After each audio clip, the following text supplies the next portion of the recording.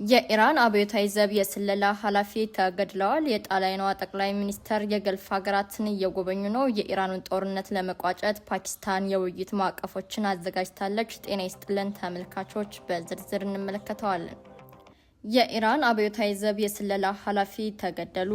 የኢራን ሊቅ ወታደራዊ ኃይል የሚባለው የእስላማዊ አብዮታዊ ዘብ የስለላ ኃላፊ ማጂድ ከድሚ ተገድለዋል። ሰላዩ የተገደሉት አሜሪካና እስራኤል በፈጸሙት የአየር ላይ ጥቃት መሆኑንም የኢራን መገናኛ ብዙሃን ዘግበዋል። ከዚህ በፊት ለረጅም ጊዜ በተለያዩ ኃላፊነቶች በእስላማዊ አብዮታዊ ዘብ ውስጥ ያገለገሉ ሲሆን በተለይም በስለላ ሙያ ለረጅም ጊዜ ማገልገላቸውንም ጠቅሰዋል። የሀገር ውስጥ ደህንነት፣ የውጭ ስለላና የጸረ ስለላ ሙያዎች ላይ ቆይተዋል ተብሏል። ከማጂድ ከድሚ በፊት የነበሩ የስለላ ኃላፊ ባለፈው ዓመት እስራኤል በወሰደችው እርምጃ መገደላቸው ይታወሳል።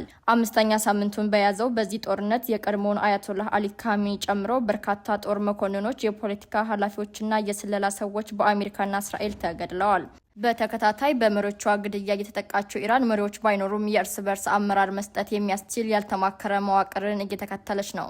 እስራኤልን ከዓለም ካርታ ሰርዛለው የምትለው ኢራን በሶስት ግንባሮች በኩል በሚሳኤል መደብደቧን ቀጥላለች። ይኸውም አንደኛው የቴህራን ግንባር ሲሆን ሌሎቹ ደግሞ ሄዝቦላህና ሁቲንን በመጠቀም የምትፈጽማቸው የሊባኖስና የየመን ግንባሮች ናቸው። ሆኖም በ5 ሳምንት ጦርነት ውስጥ ከእስራኤል ባለስልጣናት በኩል ህልፈተ ህይወት የደረሰበት የለም። የጣሊያኗ ጠቅላይ ሚኒስተር የገልፍ ሀገራትን ጎበኙ። የጣሊያኗ ጠቅላይ ሚኒስተር ጆርጂያ ሜሎኒ በጦርነት ላይ የሚገኙትን የገልፍ ሀገራት ጎብኝተዋል። ከተባበሩት አረብ ኤሚሬትስ፣ ከሳውዲ አረቢያና ከኳታር መሪዎች ጋርም ተገናኝተው መክረዋል። የጉብኝታቸው ዓላማ ሰላምና ደህንነትን፣ የኃይል ማመንጫንና ዲፕሎማሲን ዓላማ ያደረገ መሆኑም ተገልጸዋል። ይህም ጣሊያን ከቀጠናው የምታገኛቸውን ጥቅሞቿን ማስጠበቅ ላይ መሰረት ያደረገ ነው። የአሜሪካው ፕሬዝዳንት ዶናልድ ትራምፕ ወዳጅ የሆኑት ሜሎኒ በኢራን ጦርነት የቀረበላቸውን የአግዙኝ ጥያቄ ውድቅ አድርገዋል። አሜሪካ የጣሊያንን የአየር ክልል እንዳትጠቀም ከልክለዋል። በተለይም የሲሲሊና የሲጎኔላ የአየር መሰረቶችን መከልከለዋ አሜሪካ በመካከለኛው ምስራቅ ለምታደርገው ጦርነት ወሳኝ ትርጉም ያለው መሆኑን ተንታኞች ይናገራሉ። ጆርጂያ ሜሎኒ ከጂኦፖለቲካ አኳያ አውሮፓ ከአሜሪካ የምታገኘው ነገር እምብዛም ነው። ከሁሉም በላይ የእኛ ስራ መሆን ያለበት ብሔራዊ ጥቅማችንን መከላከል ነው። ከአሜሪካ ጋር ሳንስማማ ስንቀር አልተስማማንም ማለት አለብን። በዚህ ሰዓት እየተስማማን አይደለም ብለዋል።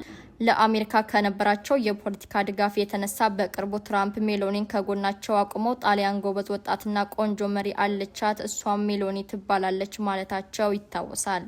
የኢራኑን ጦርነት ለመቋጨት ፓኪስታን የውይይት ማዕቀፎችን አዘጋጀች። ሆኖም ፓኪስታን ስለ ውይይት ማዕቀፍ ለመገናኛ ብዙሃን ማረጋገጫ አልሰጠችም። ስለ ጉዳዩ አስተያየታቸውን የተጠየቁት የፓኪስታን የውጭ ጉዳይ ሚኒስተር ቃል አቀባይ በርካታ ዘገባዎች አሉ፣ የ45 ቀናት የተኩስ ማቆም የሚባል አለ፣ 15 የስምምነት ነጥቦች የሚባል ዘገባ አለ። በእነኚህ ጉዳዮች ላይ አስተያየት መስጠት አልፈልግም። የእኛ ትኩረት የሰላሙ ጉዳይ ሂደት ላይ ስለመሆኑ ነው ብለዋል። ኢራን በበኩሏ ፓኪስታን ያቀረበችው የስምምነት ማዕቀፍ ሰነዱ የደረሳት መሆኑን ገልጻለች። ሆኖም በዚህ ቀን ተኩስ አቁሙ የሚባል ግፊት አልቀበልም ብላለች። በተያያዘ ዜና አሜሪካና እስራኤል በፈጸሙት ጥቃት 34 ሰዎች በኢራን መገደላቸው ይፋ ሆኗል። ከነኚህም መካከል 6ቱ ህጻናት መሆናቸውም ተነግረዋል። ጦርነቱ ከተጀመረ ጀምሮ እስራኤል በሊባኖስ 3500 ኢላማዎችን መምታቷን አስታውቃለች። በዚህ ማጥቃት 1345 ሰዎች መገደላቸውን ያስታወቀችው ሊባኖስ 125ቱ ህጻናት ናቸው ስትልም ጠቅሳለች። ከ4000 በላይ ሊባኖሳውያን መቁሰላቸውንም ይፋ አድርጋለች። በአንጻሩ በእስራኤል የደረሱ ጥቃቶች በዝርዝር ይፋ ባይደረጉም ሆስፒታሎችና ሌሎች የሰላማዊ ሰዎች ማዕከላት ክፉኛ ወድመዋል። ተመልካቾች ዜናዎቻችን እነኚህ ነበሩ። ጤና ይስጥልኝ።